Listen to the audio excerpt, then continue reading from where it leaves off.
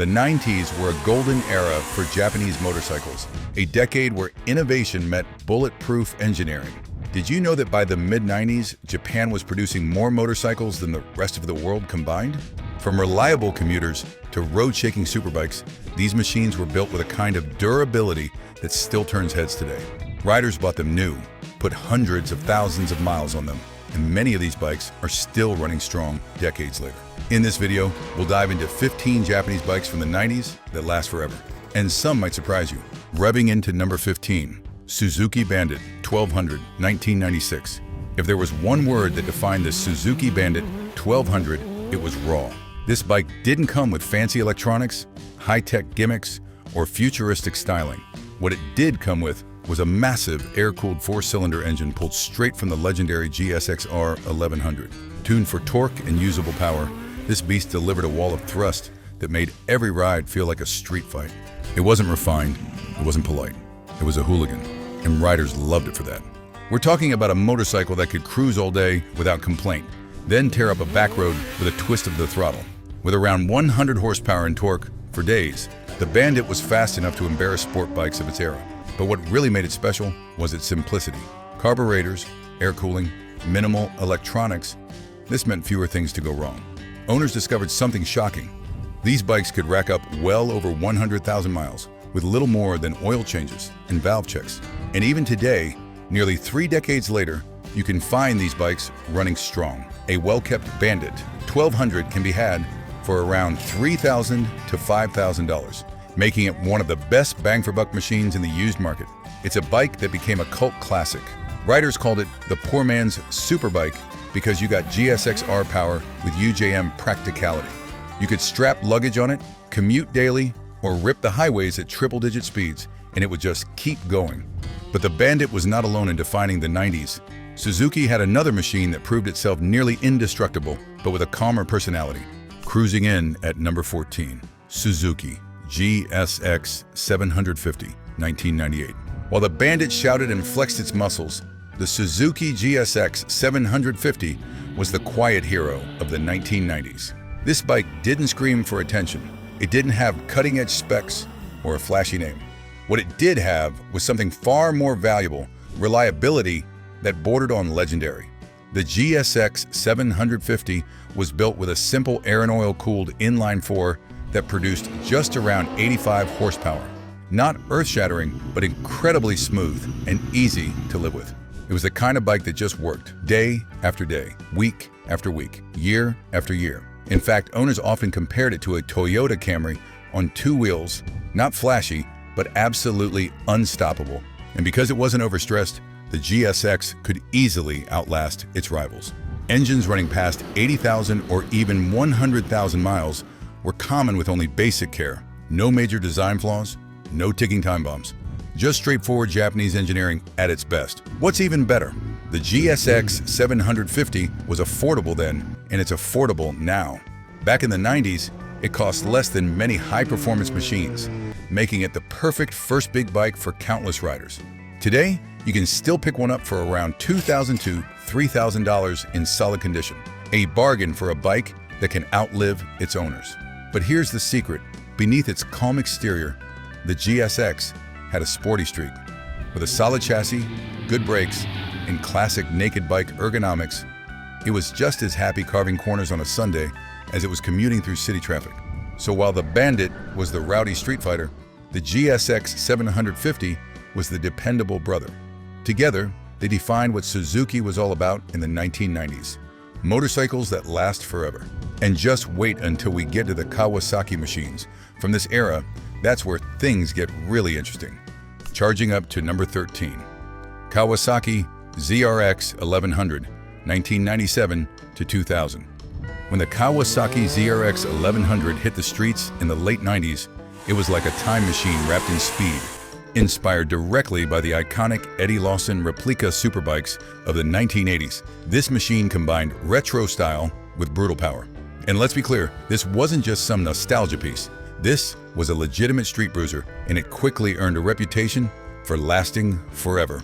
At its heart sat an 1100cc inline-4 engine, tuned for torque and mid-range muscle.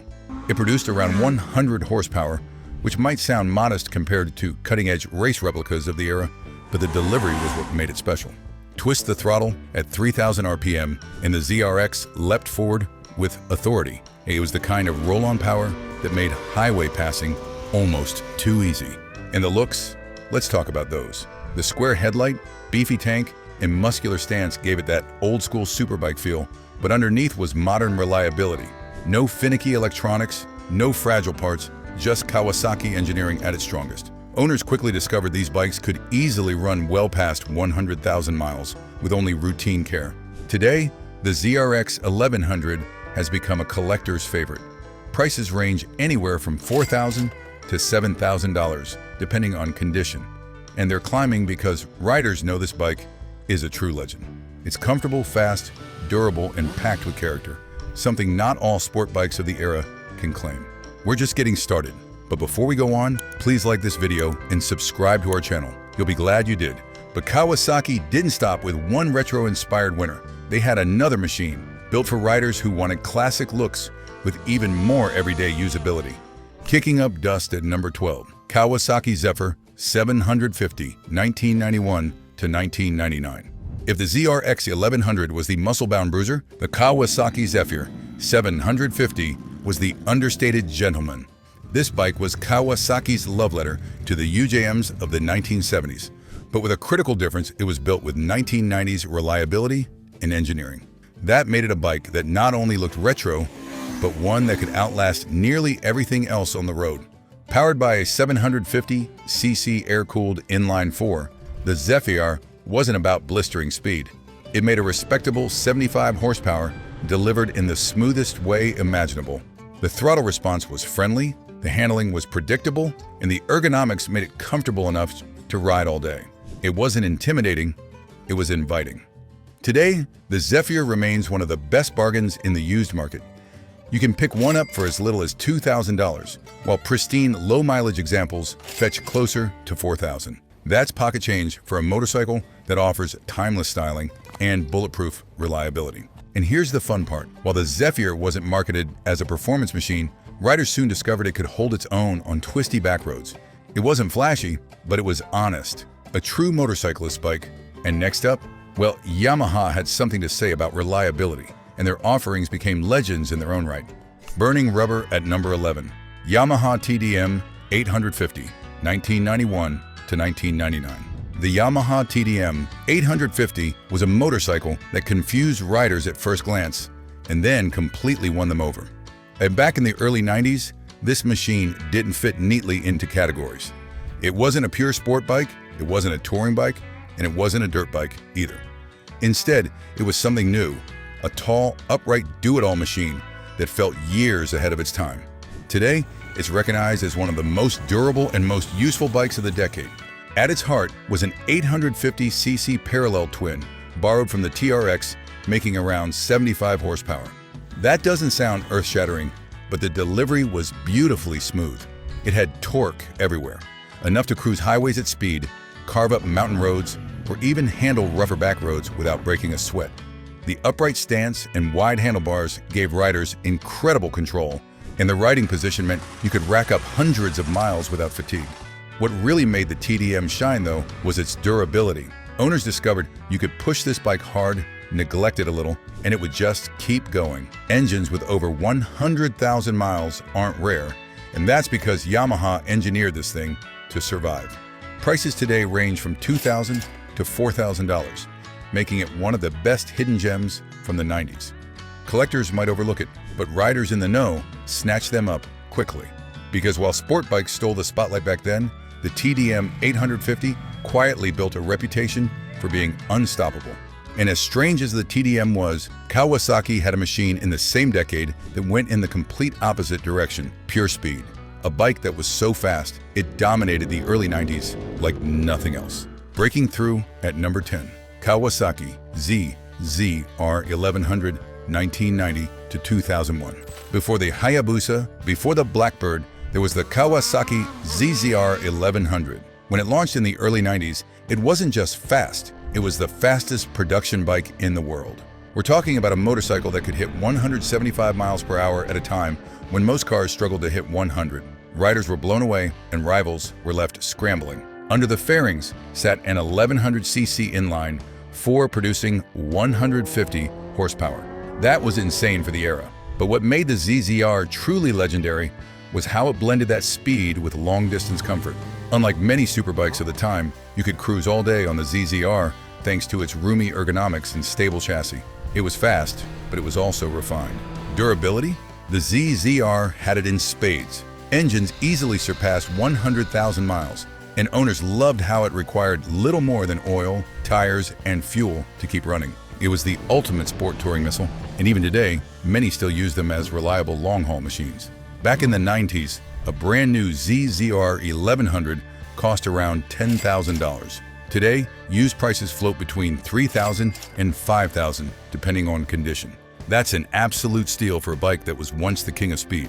The ZZR may have lost its crown eventually, but it paved the way for the hyperbike wars that defined the late 90s. And speaking of legends, Suzuki was about to enter the scene with a leader-class machine everybody still talks about, hitting top gear at number 9. Yamaha Diversion, 600, 1991 to 2003.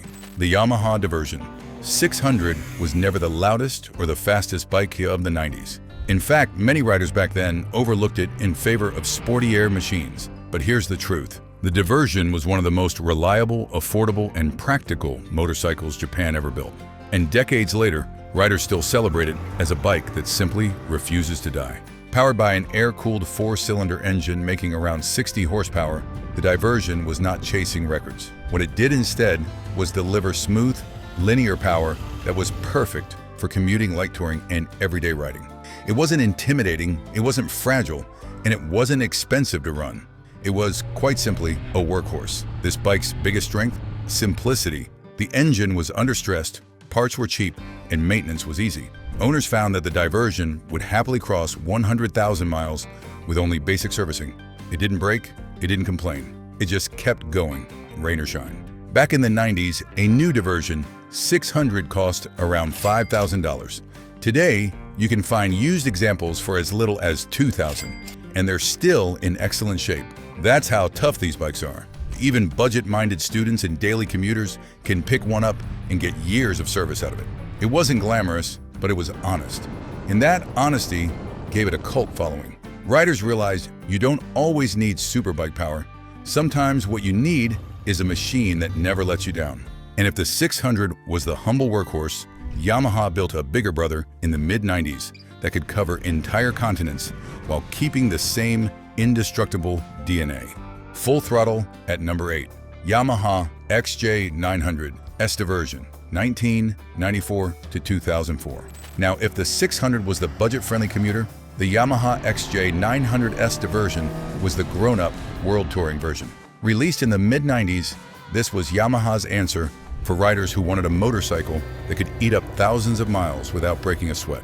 At its core sat a 900cc inline 4 pumping out around 90 horsepower. Not earth-shattering numbers compared to pure sport bikes, but the way it delivered that power was perfect for touring, smooth, reliable, and always ready to pull no matter the gear.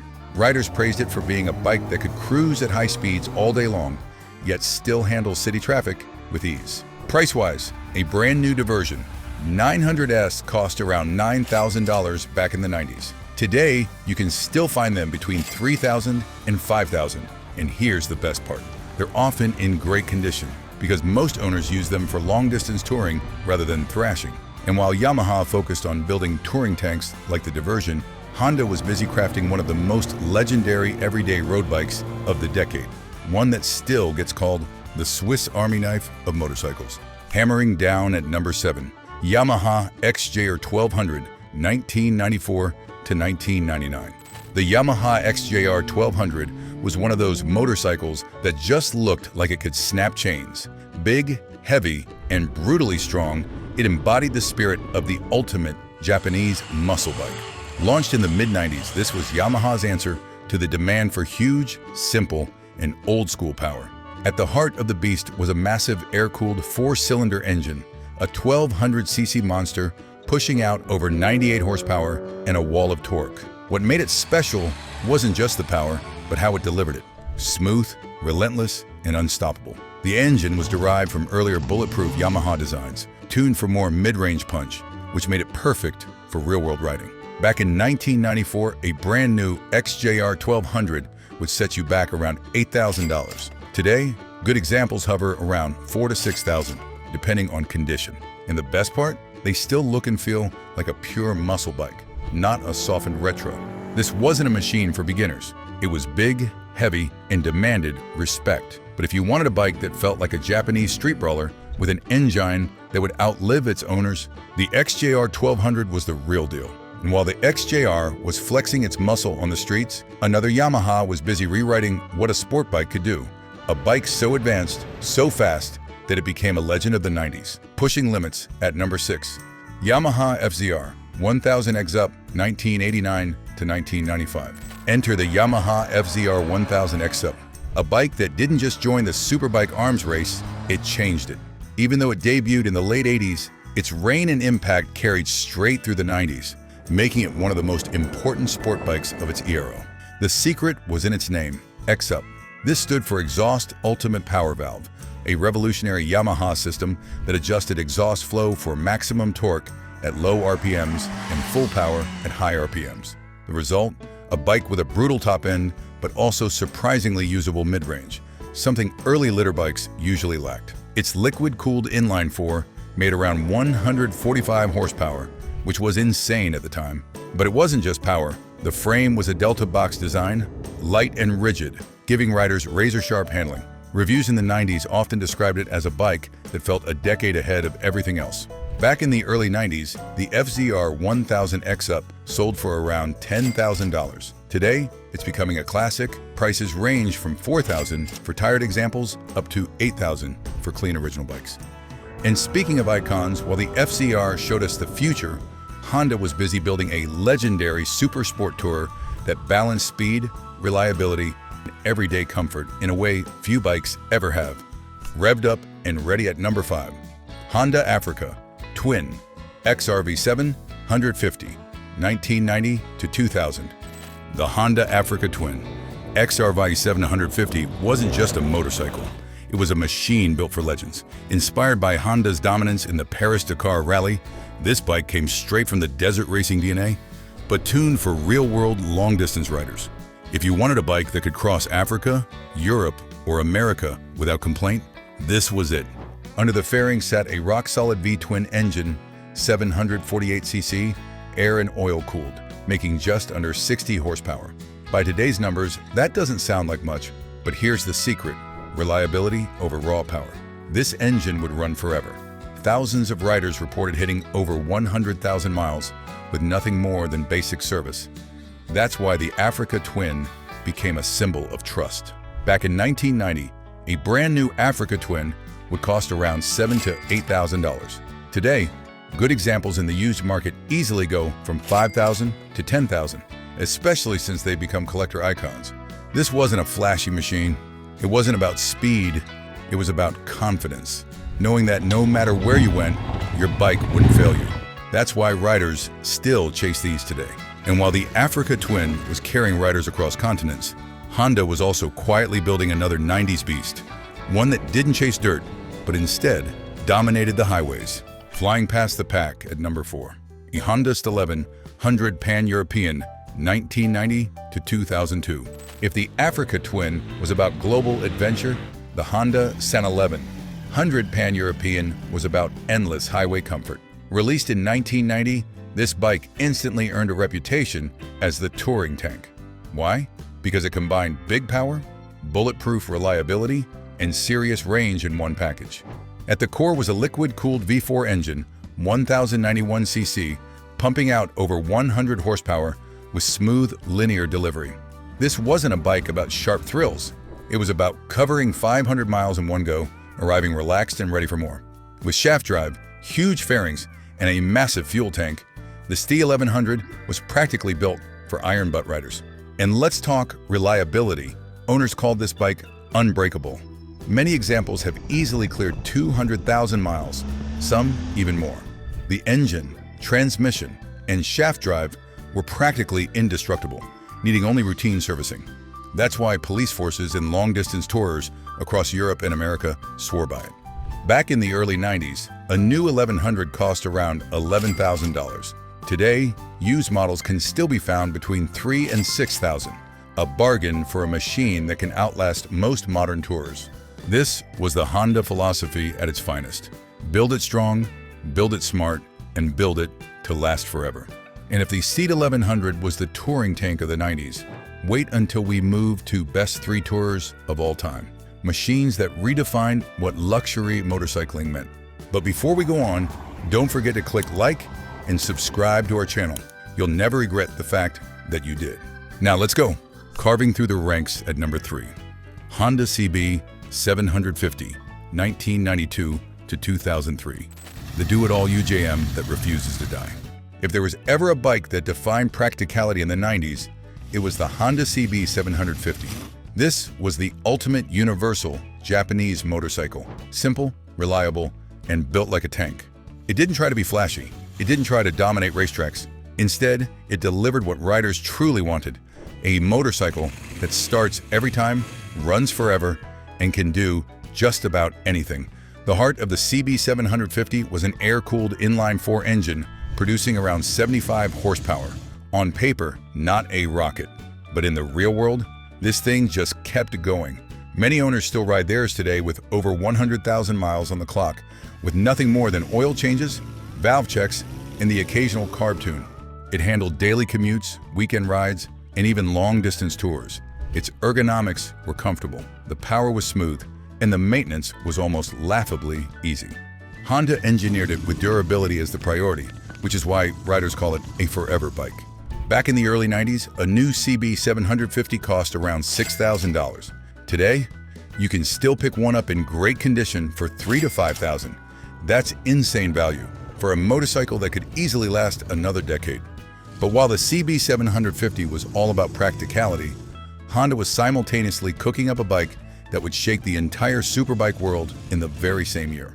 Coming in at number 2, Honda CBR900 RR Fireblade, 1992 to 1999. The Honda CBR900 RR Fireblade wasn't just a bike, it was a revolution. Launched in 1992, this machine redefined what a leader-class superbike could be. Before the Fireblade, most big sport bikes were heavy brutes. But Honda's visionary designer, 𝐑𝐈𝐃𝐄𝐑, had a new philosophy: total control. Instead of going for brute horsepower, Honda focused on power to weight. The Fireblade weighed just over 400 pounds, yet packed a 921cc inline-4 engine making over 120 horsepower. The result? A bike that handled like a 600 but hit speeds close to 175 miles per hour. Riders had never experienced something so light, so responsive, and yet so insanely fast. The styling was pure 90s iconic: twin headlights, sharp fairings, and bold graphics that scream speed even when parked. Track riders loved it, street riders adored it, and competitors were left scrambling to catch up. New, the Fireblade cost around $10,000 to $11,000. Today, clean examples go for $7,000 to $10,000, with early models climbing fast among collectors. It was the birth of the modern superbike. But Honda wasn't done, because while the Fireblade was busy changing racing, another Honda in the 90s was quietly proving it could outlast just about anything. No surprises here. Number 1, Honda VFR750, 1990 to 1997. Ask any rider about Honda's most bulletproof engine, and you'll hear one name again and again: the V4. And nowhere was it better showcased than in the Honda VFR750 RC36. The VFR was also a joy to ride. It had sport bike handling when you wanted fun, but touring comfort when you needed distance. The single-sided swing arm gave it a unique look, and the ergonomics struck a perfect balance between aggressive and relaxed. When new, the VFR cost about $9,000. Today, good examples are still found between $4,000 and $7,000, and they are worth every penny. And there you have it, 15 Japanese legends from the 90s that prove why this decade will never be forgotten. These bikes weren't just fast, they weren't just stylish, they were built to last. Many are still on the road today, clocking up mile after mile, outliving newer machines with ease. Now, there's another video coming up. Click on it for another motorcycle masterclass. Also, which of these ironclad legends would you love to ride or own? Drop your thoughts in the comments. I read every single one. And if you love this ride through history, don't forget to smash that like button and hit subscribe.